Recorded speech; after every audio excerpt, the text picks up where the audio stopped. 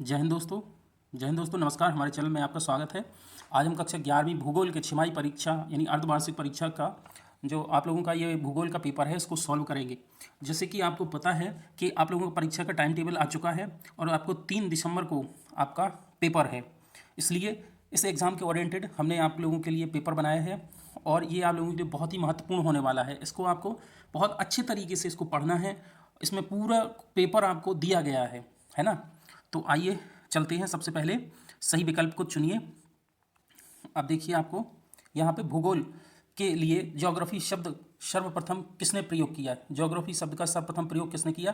तो वो है इरेटा स्थनीज। यानी आपके कौन है? इरेटा स्थनीज। इन्होंने सबसे पहले इस शब्द का उपयोग किया। नेक्स्ट देखते हैं, पृथ्वी की सबसे ऊपरी परत कौन सी है? तो पृथ्वी की जो सबसे ऊपरी परत है वह क्रस्ट है ना।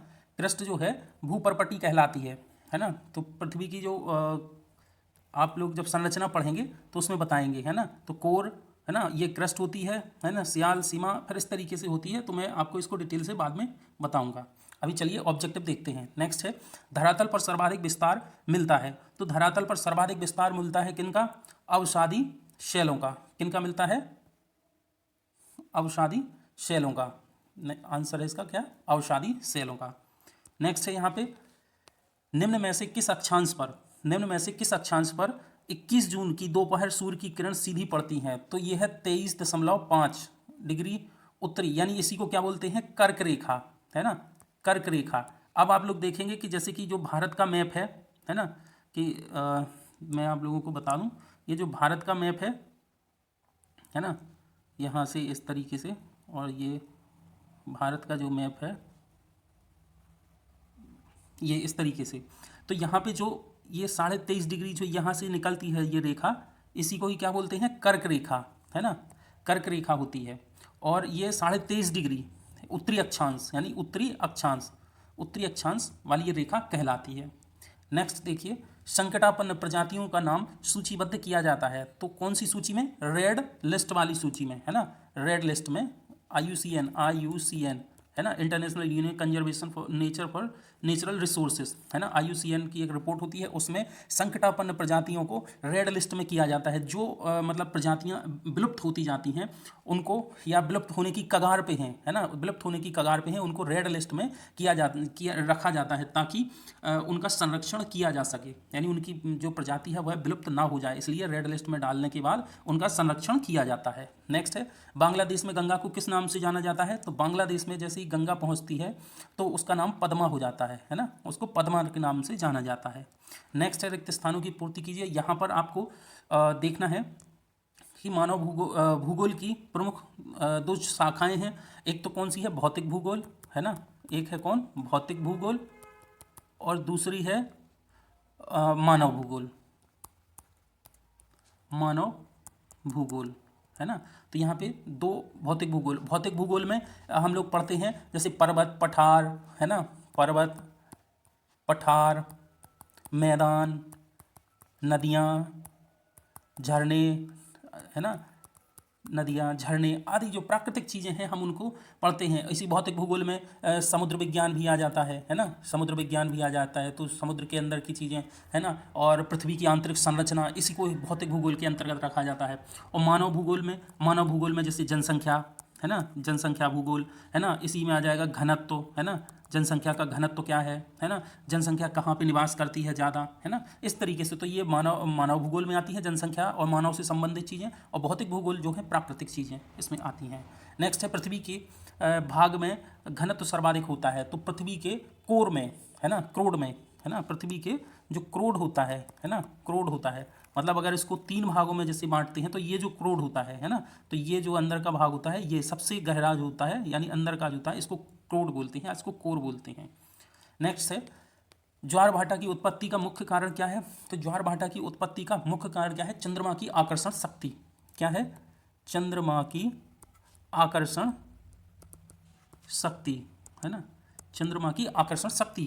तो जिसके कारण, जैसे कि ये पृथ्वी है मान लीजिए, है ना, अर्थ, है ना, ये है मून, है ना, और यहाँ पे मान लीजिए ये है सन, है ना। तो जब ये पृथ्वी का ये क्या करता है, चंद्रमा चारों ओर क्या करता है, पृथ्वी के चक्कर लगाता है जब चंद्रमा, तो इसकी जब ये भी क्या करता है, इसको आकर्षित करता है। लेकिन क्या है कि ये पृथ्वी से बहुत दूर है, सूर्य बहुत दूर है, इसलिए इसकी आकर्षण शक्ति की बजाय चंद्रमा की जो आकर्षण शक्ति है वह इस पर ज़्यादा बल डालती है। इसलिए जब यह जो भी स्थान इसके सामने संपर्क में आता है वहाँ पे ज्वार आते हैं, है ना। और जब ये स्थान जैसे ही यहाँ आगे चला जाता है तो फिर क्या होता है, वहाँ पे भाटा आता है ना। तो उसी को ज्वार और भाटा कहते हैं, है ना। भारत की संपूर्ण तटरेखा, नेक्स्ट है, भारत की संपूर्ण तटरेखा की लंबाई कितनी है, तो वो है 6100, है ना, किलोमीटर, 6100 किलोमीटर, है ना। जो यहाँ से ऐसे, है ना, जो आप लोगों को ऐसे मिलती है। यहाँ पे ये बंगाल की खाड़ी है ना। यहाँ से चलते हैं और यहाँ पे आपका ये श्रीलंका द्वीप है ना। और फिर यहाँ से गुजरात का जो क्षेत्र है, गुजरात का क्षेत्र यहाँ से लेके और ये वाला, इसकी जो लंबाई है वो है कितनी है, 6100 किलोमीटर, है ना। नेक्स्ट है, प्रायद्वीपीय पठार की सबसे ऊंची चोटी कौन सी है, तो प्रायद्वीपीय पठार, तो जो आपका अभी बताया था ये क्या कहलाता है, ये प्रायद्वीपीय पठार कहलाता है। ये जितना भी यहाँ का जो है इतना, ये क्या कहलाता है, प्रायद्वीपीय पठार। और प्रायद्वीपीय पठार के पास यहाँ पे है चोटी अनाईमुदी, है ना, अनाईमुदी या अनाईमुड़ी, इसी को बोलते हैं। ये सबसे ऊंची चोटी है ना। ये ऊंची यहाँ की चोटी है, इसकी लगभग ऊंचाई है 2695 मीटर, 2695 मीटर लगभग, है ना। नेक्स्ट है, काली मिट्टी से निर्मित होती है, तो काली मिट्टी ज्वालामुखी उद्गार से, है ना, ज्वालामुखी के लावा से, है ना, ज्वालामुखी लावा से निर्मित होती है काली मिट्टी। चक्रवात, नेक्स्ट देखते हैं, चक्रवात का केंद्र में वायुदाब स्थित होता है, तो चक्रवात के केंद्र में निम्न वायुदाब होता है। कैसा होता है, निम्न वायुदाब। आप लोगों ने ये समुद्र के में सुना होगा कि अधिकांशतः ये समुद्र में ही मतलब होती हैं। क्या होता है कि जैसे कि ये अंदर मान के चलिए ये इस तरीके की हवाएं चल रही हैं, तो ये हवाएं कहाँ की ओर जा रही हैं, अंदर से बाहर जा रही हैं या बाहर से अंदर की ओर आती हैं, इस पर डिपेंड करता है। जब निम्न वायुदाब का क्षेत्र तब पड़ता है जब अंदर की वायु कैसी होती है, बाहर की ओर ऐसे जाने लगती है ना, और उस स्थान को खाली करती हैं, तो वहाँ पे क्या होता है, निम्न वायुदाब का केंद्र बन जाता है यहाँ पे, है ना। तो यही क्या होता है, निम्न वायुदाब का क्षेत्र कहलाता है, यहाँ पे निम्न वायुदाब बनता है। नेक्स्ट देखिए, सत्य असत्य आप लोग, है ना। अब देखिए इसका है पहला, दक्कन ट्रैप बृहद लावा से निर्मित है, तो ये बात बिल्कुल सत्य है ना। ये कैसी है, सत्य है ना, सत्य है। अब देखिए जो दक्कन ट्रैप क्या कहलाता है, जैसे कि अभी ये बताया था, तो दक्कन का पठार है, इसमें देखो मुख्य रूप से मध्य प्रदेश के दक्षिणी भाग, यहाँ मुख्य रूप से है इनका मतलब ये महाराष्ट्र, है ना, महाराष्ट्र, कुछ यहाँ से मध्य प्रदेश का दक्षिण भाग, महाराष्ट्र, तेलंगाना, है ना, और ये कुछ कर्नाटक का भाग, ये पूरा क्या कहलाता है, दक्कन का पठार कहलाता है, दक्कन ट्रैप कहलाता है ना। तो ये उससे निर्मित है, तो ये सत्य है ना। ये वाला समताप मंडल वायुमंडल की सबसे निचली परत है, तो ये असत्य है ना, क्योंकि इसकी जो परतें हैं वो 5 परतें हैं, समताप मंडल ये इसकी नहीं है, मतलब ये पहली सबसे निचली नहीं है, सबसे निचली है क्षोभ मंडल वाली, है ना, क्षोभ मंडल की, है ना, क्षोभ मंडल की है। लक्षद्वीप समूह बंगाल की खाड़ी में स्थित है, तो ये बिल्कुल असत्य है ना। ये भी क्या है, असत्य है ना, ये असत्य है, क्योंकि लक्षद्वीप है ना, जो देखिए मैं बता दूं आपको कि ये यहाँ से ये इस तरीके से जो भारत का दक्षिण भाग है, तो लक्षद्वीप है आपका यहाँ पे, है ना, ये लक्षद्वीप है, यहाँ पे अंडमान निकोबार द्वीप समूह है इस तरीके से छोटा छोटा, है ना। तो और ये है बंगाल की खाड़ी, है ना, और ये है अरब सागर, है ना। तो जो आपका जो दक्कन का जो क्षेत्र है ना, तो मतलब ये लक्षद्वीप बंगाल की खाड़ी में स्थित है, तो बंगाल की खाड़ी में है अंडमान निकोबार, है ना, अंडमान स्थित है। जबकि लक्षद्वीप कहाँ पे है, जैसे अगर आपका ये भी बनता है कि जो लक्षद्वीप कहाँ पे है, तो ये है अरब सागर में, लक्षद्वीप अरब सागर में स्थित है। नेक्स्ट देखते हैं, बंगाल का शोक ब्रह्मपुत्र नदी को कहा जाता है, नहीं, ये भी कैसा है, असत्य है ना। तो ये भी असत्य है, बंगाल का शोक कहलाती है दामोदर नदी, है ना, दामोदर नदी होती है वो है बंगाल का शोक कहलाती है। और जो बिहार का शोक है ना, वो होती है कोसी नदी, है ना, वो कोसी नदी को कहा जाता है बिहार का शोक, है ना, बिहार का शोक कोसी नदी। और यहाँ पे है कौन सा, बंगाल का शोक, तो बंगाल का शोक है कौन सी, दामोदर नदी, ना कि ब्रह्मपुत्र, इसलिए ये कैसा है, असत्य है। नेक्स्ट देखते हैं, वन नीति का उद्देश्य, वन नीति का एक उद्देश्य देश में 33% भाग पर वन लगाना है, तो ये बिल्कुल सत्य है ना, ये सत्य है, क्योंकि 33% भाग पर वन लगाया जाना चाहिए, ये रिपोर्ट में कहा गया है ना। नेक्स्ट देखते हैं, वे प्रजातियां जो स्थानीय आवास का मूल जैव प्रजाति नहीं है लेकिन उस तंत्र में स्थापित की गई है, वे देशज प्रजातियां कहलाती हैं। तो ये असत्य है। कैसा है? असत्य है, क्योंकि जो प्रजातियां जो देशज होती हैं, मतलब जो स्थानीय होती हैं, वही केवल देशज कहलाती हैं। दूर से दूसरी जगह से कोई पोर्ट करके लाएं और उनको यहाँ पे निवास के लिए छोड़ दिया जाए तो वह देशज नहीं कहलाती हैं। जैसे कोई विदेशी है, या ब्रिटेन से आए थे कुछ लोग, है ना, तो वो वहाँ से आए, वो अपने देश में रहने लगे ब्रिटेन से, है ना, तो वो क्या है, वो इंग्लैंड, वो ब्रिटिश कहलाते हैं, लेकिन वो भारतीय मूल के नहीं हैं, इसलिए वो कहलाते हैं भारत, वो देशज नहीं कहलाएंगे, है ना। नेक्स्ट है, सही जोड़ियाँ बनाइए। आंतरिक ग्रह, आंतरिक ग्रह कौन सा है? मंगल, है ना। अपर्दन, तो यहाँ पे देखना है ये है कौन सा? हिम अपर्दन, इसको पूरा है हिम अपर्दन, या फिर बर्फ को हाँ, तो हिम अपर्दन, बर्फ को हिमी कहा जाता है। तो ये हिम अपर्दन क्या बनाती है? यू आकार की घाटी बनाती है। धात्विक खनिज, तो जो धात्विक खनिज है वो कौन सा है? लोहा, यहाँ पे धात्विक खनिज है। ओजोन गैस की अधिकता पाई जाती है, ये मध्यमंडल में पाई जाती है। नवीन मिट्टी, नवीन को मिट्टी से निर्मित है, नवीन मिट्टी से निर्मित है, वो कौन सा है? खांदर, है ना। और बांगर कहलाती है, जो बांगर होती है वो पुरानी मिट्टी कहलाती है ना। गुजरात के भुज क्षेत्र में भूकंप आया, वो 2001 में आया। नेक्स्ट यहाँ पे देखिए, जैसे कि आंतरिक ग्रह है, तो अब अपने यहाँ पे अब 8 ग्रह हैं। प्लूटो को ग्रह की श्रेणी से उसको बाहर कर दिया गया है। तो सबसे पहले जैसे मान के चलिए, यहाँ पे ये सूरज है ना, सन, सूर्य है, और फिर यहाँ से पहले कौन मिलेगा? बुध, फिर शुक्र, फिर पृथ्वी, फिर मंगल, इसके बाद बृहस्पति, है ना, फिर बृहस्पति के बाद फिर अरुण, वरुण और नेपच्यून। ठीक है, तो ये अरुण, वरुण और फिर मतलब नेपच्यून, प्लूटो वगैरह वो अलग हैं। तो इसलिए इनकी जो प्रॉपर्टी है वो लगभग लगभग एक सी मिलती है, और इनकी प्रॉपर्टी है वो लगभग लगभग एक सी मिलती है। इसलिए इनको क्या कहा गया है? आंतरिक ग्रह कहा गया है, और इनको कहा गया है बाह्य ग्रह, है ना। तो ये जो है इंटीरियर प्लेनेट कहलाते हैं, ये आउटीरियर है ना, एक्सटीरियर। तो ये आंतरिक ग्रह के अंतर्गत आती हैं ये 4 ग्रह, है ना। कौन सी? शुक्र, बुध, शुक्र, पृथ्वी और मंगल। ठीक है, बाकी के बाह्य ग्रह कहलाते हैं। यहाँ पे अपर्दन यू आकार की, जब हिम जब यहाँ से जैसे धीरे धीरे खिसकती है तो वहाँ पे यू आकार की घाटी इस तरीके से निर्मित होती जाती है ना। और यहाँ धात्विक खनिज लोहा है। नेक्स्ट देखते हैं अब, है ना। बाकी समय कम है, इसलिए हम आपको बहुत ज़्यादा डिटेल से तो नहीं बता रहे, लेकिन हाँ इतना है कि आप लोग उसको समझ के अच्छे से पढ़ सकते हैं, है ना, समझ सकते हैं। आप लोगों की कभी भी काम आ सकता है ये, है ना। नेक्स्ट है, पृथ्वी पर पाए जाने वाली सबसे कठोर धातु कौन सी है? तो पृथ्वी पर जो सबसे कठोर धातु है वह पाई जाती है, कौन सी है? हीरा है ना, हीरा पृथ्वी पे सबसे कठोर धातु, है ना। 1000 मीटर की ऊंचाई बढ़ने पर तापमान में सामान्य ह्रास दर कितने अंश सेल्सियस होता है? तो जैसे ही हम पृथ्वी के सरफेस पे हैं, मान के चलो हम यहाँ धरातल पे हैं और हम इसको कहाँ पे? ऊंचाई की ओर जा रहे हैं, है ना, ऊंचाई पे जाने लगते हैं, है ना। तो क्या होता है कि एक तो वायुदाब सबसे ज़्यादा सरफेस पे ही होता है, धरातल पर, है ना। जैसे जैसे हम ऊपर की ओर जाते हैं तो वायुदाब भी कैसा होता है? कम होता जाता है ना। ऊपर की ओर मतलब आसमान की ओर जाएंगे तो वैसे ही कम होता जाता है ना। तो ऊंचाई बढ़ने पर तापमान में सामान्य ह्रास दर कितनी है? तो लगभग जब हम 1 किलोमीटर, लगभग 1000 मीटर की ऊंचाई पर जहाँ पहुँचते हैं, मान के चलिए यहाँ पे है, तो एक किलोमीटर, जैसे यहाँ से हमारे यहाँ पे है 1000 मीटर की ऊंचाई, है ना, 1000 मीटर, तो यहाँ पे जो है 6.5, है ना। तो यहाँ पे क्या हो जाता है? 6.5 डिग्री सेल्सियस, है ना।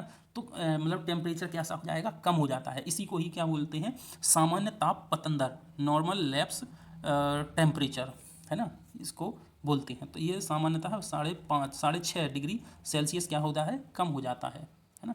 नेक्स्ट है, ज्वार भाटा से उत्पन्न विद्युत संयंत्र भारत के किस राज्य में स्थित है? तो ये जो है पश्चिम बंगाल में बनाया गया था, है ना, वेस्ट बंगाल में, है ना, वेस्ट बंगाल यानी पश्चिम बंगाल में इसको बनाया गया था, है ना। नेक्स्ट है, IUCN का पूरा नाम लिखिए। तो IUCN का वो अभी अभी बताए थे, international union for the conservation, है ना, ऑफ नेचर, है ना, इंटरनेशनल, इसको ऐसा बोलेंगे INTER, INTERNATIONAL, international union, UNION, union for the conservation, CONSERVATION, conservation of nature, NATURE, nature, है ना, नेचर एंड नेचुरल रिसोर्सेस, वो भी इसी में आते हैं, लेकिन वो पूरा नाम यही है ना, IUCN। ठीक है, इसका पूरा नाम, है ना। अब नेक्स्ट देखते हैं, है ना, श्रीलंका भारत की किस जल संधि से अलग होता है? तो भारत में पाक जल डमरू मध्य है ना। अब आपने यहाँ पे मैं आपको बताऊँ थोड़ा सा, ये इस तरीके, सॉरी, यहाँ पे ये भारत की सीमा रेखा है ना, ये इस तरीके से। तो यहाँ पे ये है श्रीलंका, है ना। तो ये जो है पंबन द्वीप है यहीं पे पास में, है ना। और इसी को ही क्या कहा जाता है, पाक जल, है ना, पाक जल संधि, पाक जल संधि, है ना। पाक मतलब पाकिस्तान से मत समझना, ये पाकिस्तान और भारत और श्रीलंका के मध्य है ना, भारत और श्रीलंका के मध्य है कौन सी, पाक जल संधि, है ना। नेक्स्ट है उष्णकटिबंधीय सदाबहार वनों में वर्षा, सर्वाधिक वर्षा कितने सेंटीमीटर होती है। तो जो उष्णकटिबंधीय सदाबहार वन क्षेत्र होते हैं, है ना, तो ये उष्णकटिबंधीय सदाबहार वन आते हैं, मान के चलिए ये यहाँ पे ये समझिए कि ये क्या है, यहाँ पे मान के चलिए कि ये क्या है, पृथ्वी है, इस तरीके से गोल है।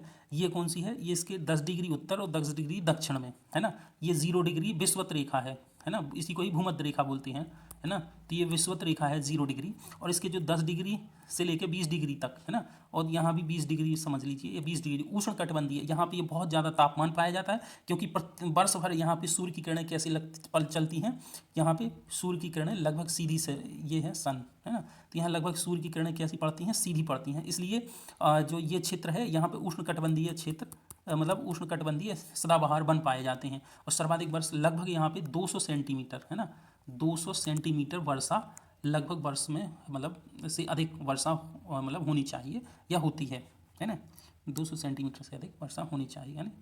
और नेक्स्ट है भूकंप में तीव्रता मापने वाला यंत्र कहलाता है। तो भूकंप, तो इसको सीस्मोग्राफ कहते हैं, है ना, सीस्मोग्राफ, सीस्मोग्राफ कहलाता है ना। भूकंप की तीव्रता मापने वाले यंत्र को सीस्मोग्राफ कहा जाता है। और भूकंप की तीव्रता, ठीक है, सीस्मोग्राफ, सीस्मोलॉजी, वो उसको अध्ययन करता है, अध्ययन कहलाता है। भूकंप की तीव्रता मापने वाले जो यंत्र है वो सीस्मोग्राफ, और उसका अध्ययन कहलाता है सीस्मोलॉजी, है ना। नेक्स्ट है, अब आपके ये क्वेश्चन आंसर आ गए हैं, है ना। तो आप लोग या तो इनको बहुत अच्छे से अभी क्या करिए, इनका स्क्रीनशॉट लीजिए और आप अच्छे से इनको पढ़िएगा, है ना, और इनको समझिएगा, और है ना। नेक्स्ट यहाँ पे है जैसे कि जीआईएस और जीपीएस क्या है। तो जीपीएस का प्रयोग ग्लोबल पोजीशनिंग सिस्टम के लिए, जबकि जीआईएस एक भौगोलिक सूचना प्रणाली है, यह एक सॉफ्टवेयर का प्रोग्राम होता है। तो ये आपकी पोजीशनिंग बताता है, जीपीएस बताता है, जैसे कि जो आपके मोबाइल में होती है वो लोकेशन बताता है, जीपीएस यानी ग्लोबल पोजीशनिंग सिस्टम, कि आप पोजीशन कहाँ पे है आपकी, है ना। और यह सूचना प्रणाली होती है। जीआईएस क्या करता है, यह सूचना देता है ना, आपको सूचना देता है कि आप कहाँ पे हैं, ऐसी जगह पे हैं, आप लेफ्ट मुड़िए, राइट मुड़िए, ये आपको सूचना देता है। और ये क्या करता है, जीपीएस है, ये आपकी पोजीशन को बताता है ना। जीपीएस के जरिए लोगों को उस स्थान का निर्धारण करने में मदद मिलती है। और जीआईएस का प्रयोग विजुअल यानी कि आपको देखने में मदद करता है, वो आपको, है ना, रिप्रेजेंटेशन को प्रदान करने के लिए किया जाता है, आपको विजुअल रिप्रेजेंटेशन का काम करता है। नेक्स्ट है यहाँ पे भूगोल की कोई 2 शाखाओं के नाम लिखिए। तो भूगोल की जो कि हैं अध्ययन के आधार पर भूगोल की 4 प्रमुख, जैसे कि भू आकृति विज्ञान, तो यहाँ पे है आपका स्थल मंडल के, और यहाँ पे है जलवायु विज्ञान यानी वायुमंडल, है ना, समुद्र विज्ञान यानी जलमंडल, और जीव भूगोल यानी जैव मंडल या जीव विज्ञान या जीव मंडल, है ना। तो ये आपकी कोई 2 शाखाएं बतानी थी, लेकिन आपको यहाँ पे 4 बता दी गई हैं। आप जो भी आपको अच्छा लगे सुटेबल, वो आप लिख सकते हैं अपने एग्जाम में। और हमारे चैनल को प्लीज़, हमारे चैनल को सब्सक्राइब कीजिए, है ना, और बेल आइकन दबाइए। और अगर आपको और हमारे वीडियो देखना है तो इसको ज़रूर सब्सक्राइब कीजिए हमारे चैनल को। नेक्स्ट है यहाँ पे वायुमंडल के संगठन तत्वों को लिखिए। तो वायुमंडल का जो संगठन है इसमें क्या है, 78% नाइट्रोजन है, 21% ऑक्सीजन है, 0.93% ऑर्गन है, और 0.03% में कार्बन डाइऑक्साइड। इसके बाद अल्प मात्रा में जैसे कि हाइड्रोजन है, हीलियम है, ओजोन, नियॉन, जीनॉन और आदि गैसें यहाँ पे कैसी हैं, उपलब्ध होती हैं। साथ ही 3% से 5% तक इसमें कैसी है, जलवाष्प की मात्रा पाई जाती है ना।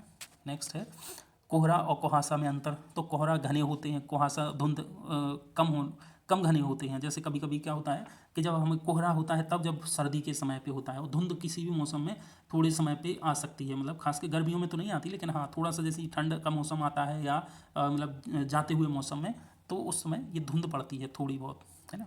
जब कोहरा पड़ता है तो पास की वस्तुएं स्पष्ट दिखाई नहीं देती हैं, है ना, कोहरे में। और जबकि जो धुंध होता है वह 1 से 2 किलोमीटर की वस्तु को आसानी से हम देख सकते हैं, मतलब दिखाई दे जाती हैं। कोहरा अधिक समय के लिए बना रहता है, जबकि कुहासा धुंध मात्र घंटे 2 घंटे के लिए होता है। यह अधिकांशतः भारत के उत्तरी क्षेत्र में यह देखने को मिलता है।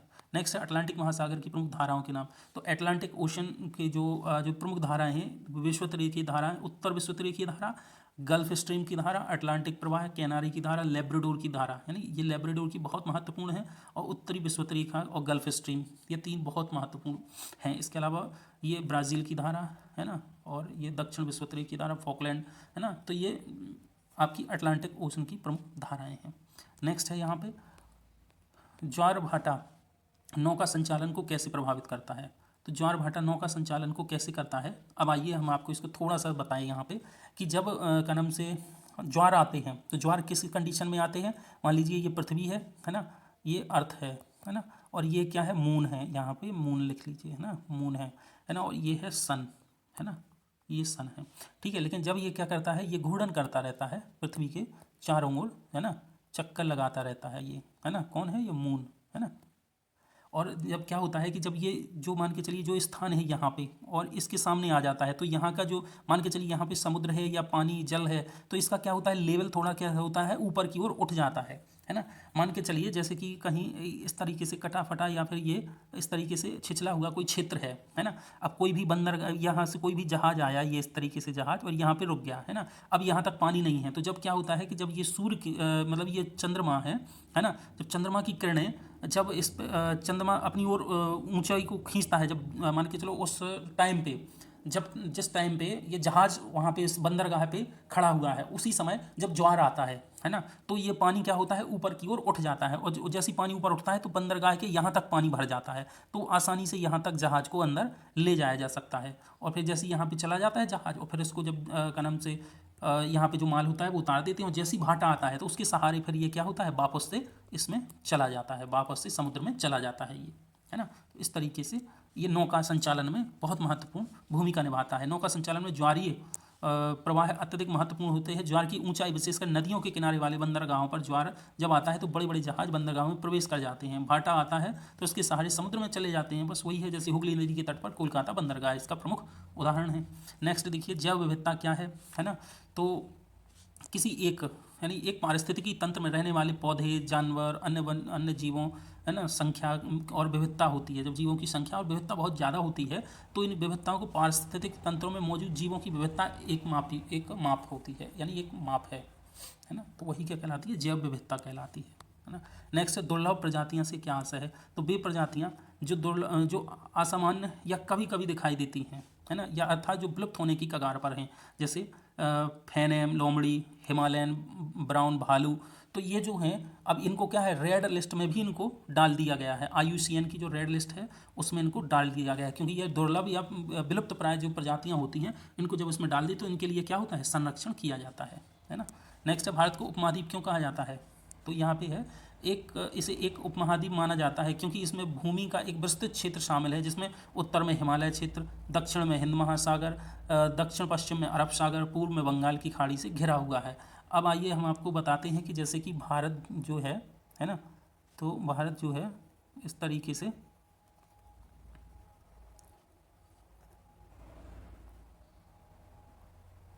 तो ये जो अपना देश है ना, तो यहाँ पे क्या है कि यहाँ पे भारत के उत्तर में क्या है, हिमालय है ना, ये कैसा है, हिमालय फैला हुआ है ना। और यहाँ पे क्या है, बंगाल की खाड़ी है ना, ये बंगाल की खाड़ी है ना। और यहाँ पे क्या है, अरब सागर है ना, अरब सागर है ना। और नीचे क्या है, हिंद महासागर, यहाँ पे क्या है, हिंद महासागर है। अब चूंकि क्या है कि ये तीनों ओर से क्या है, जल से घिरा हुआ है, और एक और क्या है, हिमालय है, और यहाँ की क्या है, वनस्पति यहाँ पे विविधता पाई जाती है ना। इसी के साथ ही क्या है, यहाँ पे ये बांग्लादेश है ना, यहाँ म्यांमार लगा हुआ है भारत से, यहाँ पे ये श्रीलंका लगा हुआ है, इधर दक्षिण में यहाँ पे श्रीलंका है, यहाँ पे ये पाकिस्तान है, यहाँ अफगानिस्तान है। तो यहाँ की जो मतलब जो एक अलग से जो यहाँ की उपमहाद्वीप की एक पूरी श्रेणी होती है, क्योंकि यहाँ पे तीनों मौसम होते हैं, सर्दी, गर्मी, बरसात, ये तीनों चीज़ें मतलब तीनों मौसम आते हैं यहाँ पे है ना। यहाँ पे घास भूमियाँ भी है, मैदान भी हैं यहाँ पे है ना, गंगा के मैदान होते हैं यहाँ पे है ना, पर्वत पठार मैदान, सभी तरीके की जलवायु भी अपने यहाँ पे स्थापित है यानी आती है। तो इसलिए इसी को क्या कहा जाता है, एक उपमहाद्वीप की श्रेणी दी गई है। नेक्स्ट है पूर्वी भारत के पूर्वी राज्यों के नाम। तो भारत के पूर्वी राज्यों के जो नाम हैं जैसे कि जो अरुणाचल प्रदेश है, असम है, मणिपुर, मेघालय, मिजोरम, नागालैंड, सिक्किम और त्रिपुरा है यहाँ के है ना। तो नेक्स्ट देखिए अब डेल्टा किसे कहते हैं। डेल्टा उस भूभाग को कहा जाता है जो नदियों द्वारा लाई गई गाद सेडमेंट है ना से बना होता है। इसमें नदी के मुहाने पे बनता है। यहाँ पर किसी समुद्र अथवा झीलों में गिरती हैं, जहाँ वह किसी समुद्र अथवा झीलों में गिरती है तो उसको क्या बोलते हैं, डेल्टा कहा जाता है ना। क्या होता है कि जब मान के चलिए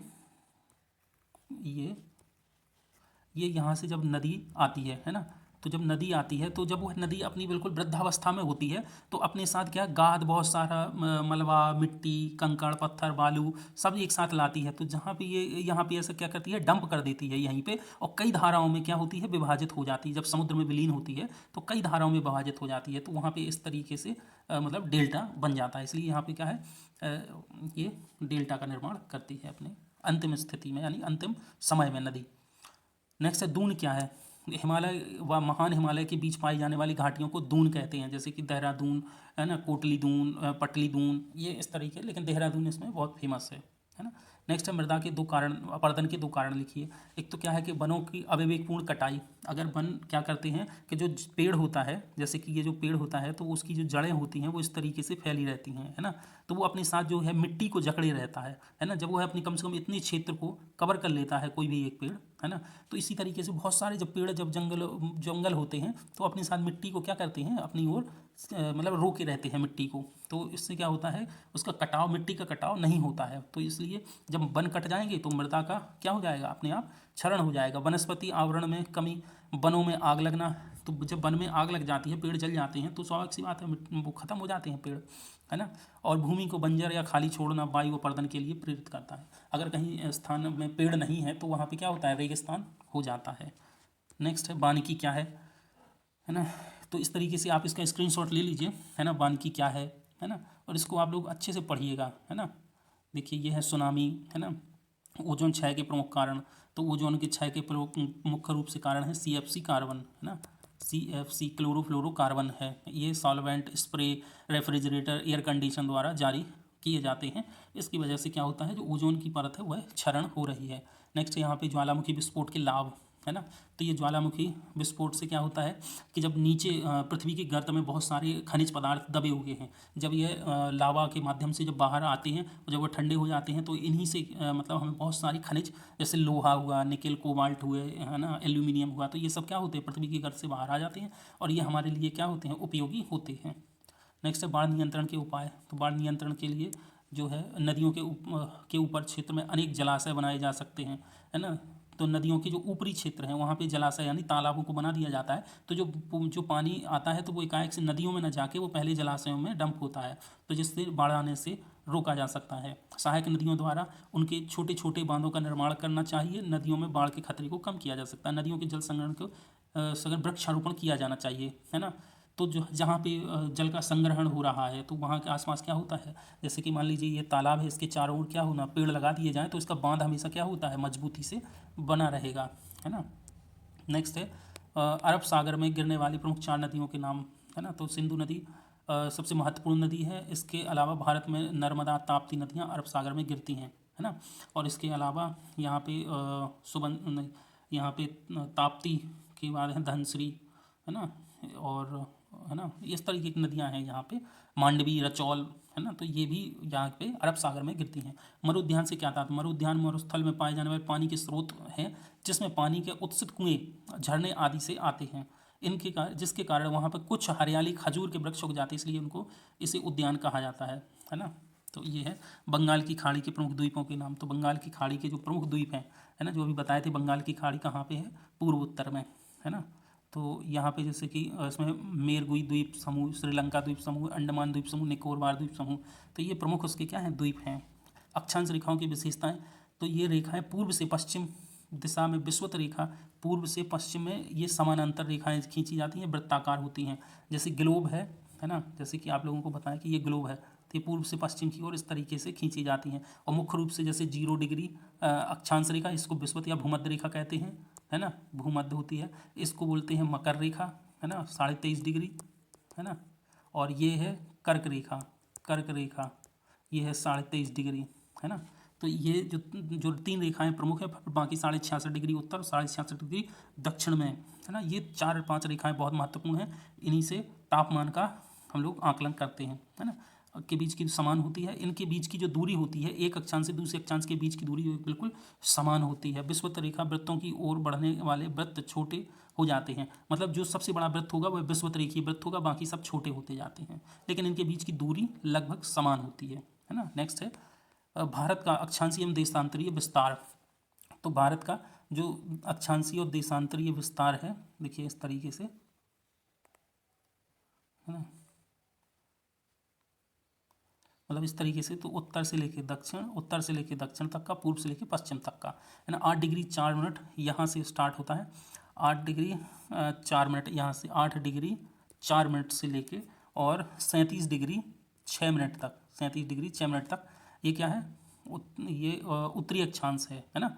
यहाँ से लेके ऊपर की ओर क्या है, उत्तरी अक्षांश। और देशांतरी विस्तार यहाँ से यहाँ की ओर लगाते हैं, मतलब 68 डिग्री 7 मिनट से लेके 97 डिग्री 25 मिनट तक, ये पूरा इतना आता है ना।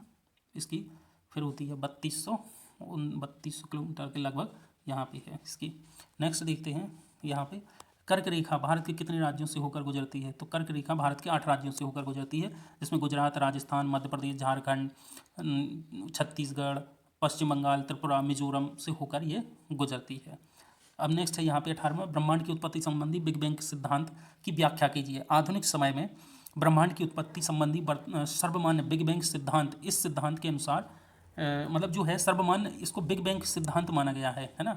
तो इसका ये एक ऐसा अनुमान लगाया था, है ना, एक पादरी थे, है ना, तो उन्होंने एक इसका अनुमान लगाया था कि ये पहले जो भी है ब्रह्मांड में जो भी चीज़ें हैं सभी क्या थी, एक जगह स्थिर थी, है ना, एक जगह स्थिर थी, है ना। फिर इसमें एक ऐसा विस्फोट हुआ, आज से लगभग 13.7 अरब वर्ष पहले एक ब्रह्मांडीय एक ऐसा विस्फोट हुआ कि जो क्या हो गया, जो एक जगह एक पिंड था, पिंड के रूप में ये सब चीज़ें कैसी थी, विद्यमान थी। चाहे आपका सूर्य हो, सूर्य, मंगल, बृहस्पति, जितने भी ग्रह हैं, जितने भी तारे हैं, नक्ष, जितने भी चीज़ें हैं, वो सब क्या है, एक जगह स्थिर थे। इनमें अचानक एक ऐसा विस्फोट हुआ और फिर इससे क्या हो गया, ये पूरे में छिटक गए, मतलब पूरे सभी जगह क्या से हो गए, अलग अलग हो गए। और ये आज भी कैसे हो रहे हैं, दूर होते जा रहे हैं, है ना। और ये घटना हुई थी कब, 13.7 अरब वर्ष पहले, है ना।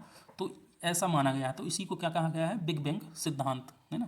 नेक्स्ट है, सेल किसे कहते हैं, प्रकारों सहित व्याख्या कीजिए। तो जो सेल है, पृथ्वी की सबसे ऊपरी परत, भूपर्पटी के नीचे मिलने वाले पदार्थ, जैसे ग्रेनाइट, बलुका पत्थर, चौक, चूना पत्थर को अप्रवेश्य हो चट्टान या सेल कहा जाता है ना। तो ये पत्थर की जो चाहे ग्रेनाइट हो, बलुका पत्थर हो, चौक हो, ये सब क्या कहलाती हैं, चट्टानें कहलाते हैं। उत्पत्ति के आधार पर सेल 3 प्रकार के होते हैं, आग्नेय, अवसादी और कायांतरित, है ना।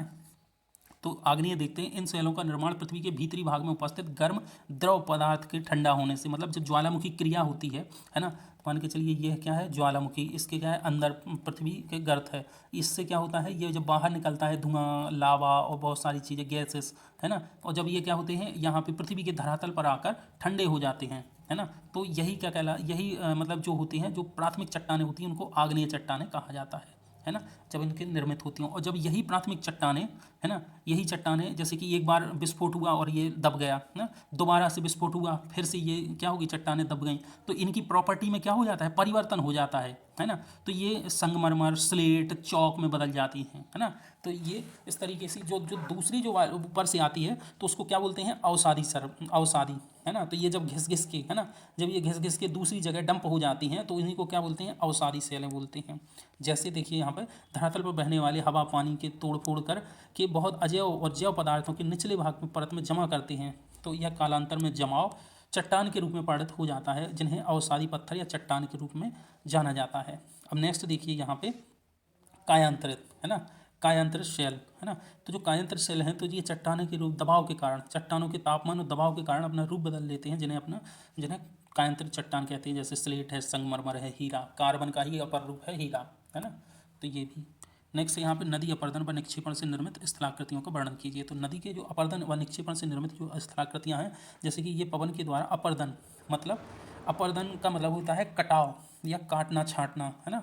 तो क्या होता है कि जैसे कि जब कभी पवन के द्वारा, जैसे आपने वहाँ पे देखा होगा, कभी राजस्थान जाएंगे, कभी आपको वहाँ का वो अपना थार का मरुस्थल में कभी घूमने के लिए जाएंगे, तब वहाँ पे आपको इन चीज़ों से रूबरू होंगे, है ना। तो इंसेल वर्ग क्या होता है, जो मरुस्थलीय प्रदेशों में अवशिष्ट शैलखंड ऊंचे ऊंचे टीले हो जाते हैं, अनाच्छादन क्रिया द्वारा अलग हो जाता है। क्या होता है, मान के चलो कोई एक बहुत बड़ी चट्टान यहाँ पे रखी हुई है, अब यहाँ पे दिन भर क्या होती है, धूप पड़ती है, और साथ ही में क्या होती है कि जो हवाएं होती हैं, है ना, तो इसको क्या करती हैं, काटती छाँटती रहती हैं। तो हो सकता है कि जो मुलायम चट्टान है वो इसकी, है ना, तो वो छड़ कट जाती है और एक इस तरीके से इंसेल वर्ग, मतलब इस तरीके से एक खड़े नुमा ऐसे हो जाती हैं, है ना।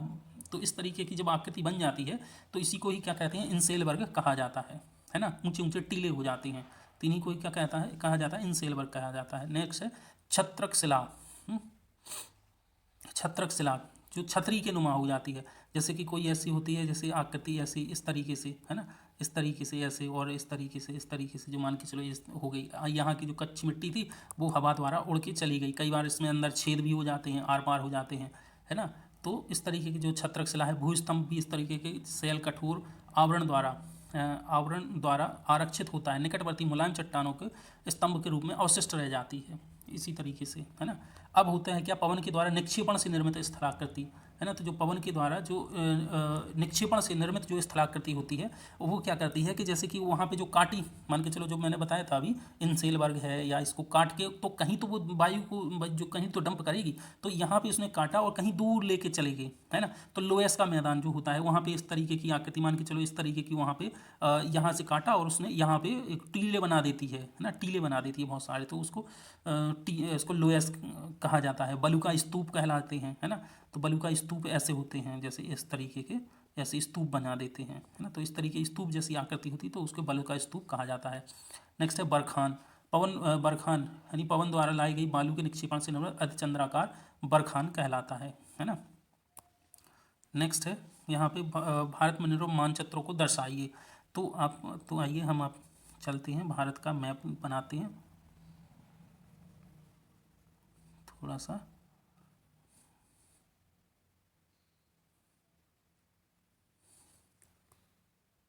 इस तरीके ये समझ लीजिए कि ये भारत का मैप है ना। कच्छ की खाड़ी, तो आप यहाँ पे देखिए, ये कच्छ की खाड़ी है, ये जो शेर सा मुंह दिखता है इसका भारत का, तो यही क्या है, कच्छ की खाड़ी है। अरावली पर्वत, तो ये अरावली पर्वत यहाँ पे है, ये अरावली पर्वत हो गया। छोटा नागपुर का पठार, तो ये यहाँ पे है छोटा नागपुर का पठार, ये यहाँ पे छोटा नागपुर का पठार हो गया। लक्षद्वीप समूह, तो जो लक्षद्वीप समूह है वो यहाँ पे है ना, लक्षद्वीप समूह ये यहाँ पे है, तो ये लक्षद्वीप समूह हो गए, है ना। सुंदरबन का डेल्टा, तो वो यहाँ पे है, सुंदरबन का डेल्टा यहाँ पे है। ठीक है, अब आप लोगों को समझ में आ गया, ये है ना। जैसे कि अब हम आपको यहीं पे और बता दें, है ना, कि ये देखो छोटा नागपुर का पठार, है ना, ये अरावली पर्वत, ये राजस्थान का क्षेत्र, और यहाँ पे हरियाणा कुछ दिल्ली तक जाता है ये, है ना। ये कच्छ की खाड़ी ये यहाँ पे है ना। और ये लक्षद्वीप समूह, ये है आपके लक्षद्वीप समूह, यानी ये अरब सागर है ना, ये अरब सागर है, पूरा अरब सागर, ये बंगाल की खाड़ी है ना। तो यहाँ पे ये सुंदरबन का डेल्टा कहाँ पे है, ये यहाँ पे है ना। तो ये आप लोगों का पूरा बन गया मैप। इसके बाद नेक्स्ट है यहाँ पे कोरोमंडल तट, यहाँ पे भी मैं आपको बता दूँ, यहाँ पे फिर से बताना पड़ेगा, ये मैप बना रहा हूँ,